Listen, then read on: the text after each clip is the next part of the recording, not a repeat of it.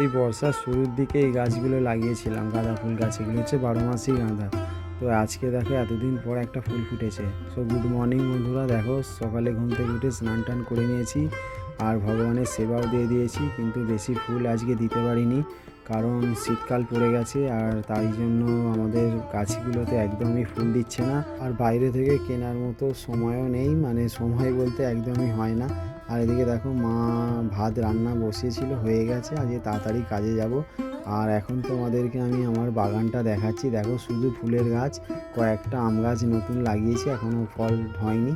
আর এটা একটা সাদা আকন্দ আর এটা নোর ফলের গাছ আমি বসিয়েছি, কারণ গাছ বসাতে আমার প্রচণ্ড ভালো লাগে। আর এটা হচ্ছে চন্দ্রমল্লিকা, কুড়ি এসে গেছে, ফুল দেবে এবার। আর মা এখানে আনাজ যে খোসাগুলো ওগুলো দেখো ফেলেছে, আর তার মধ্যে কুমড়ো গাছগুলো কত হালি হালি হয়েছে। আর এটা একটা আমলকি গাছ নতুন আমি লাগিয়েছিলাম, নতুন নতুন পাতা গজিয়েছে, খুবই ভালো লাগছে।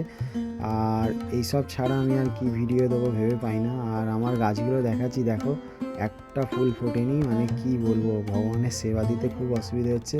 তো দেখো সকালবেলা মা আর আমি চা খাচ্ছি, খেয়ে দিয়ে আবার জল আনতে যেতে হবে, কারণ জলের ড্রাম পুরো খালি হয়ে গেছে আর আমি ছাড়া কেউ যাওয়ার মতো নেই। এই যে দেখো জল নিয়ে চলে এসেছি।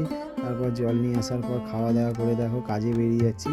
তো ভিডিওটা এখানেই শেষ করব। কেমন লাগলো অবশ্যই জানাবে। দেখা হবে আবার অন্য কোনো ভিডিওতে। চলো।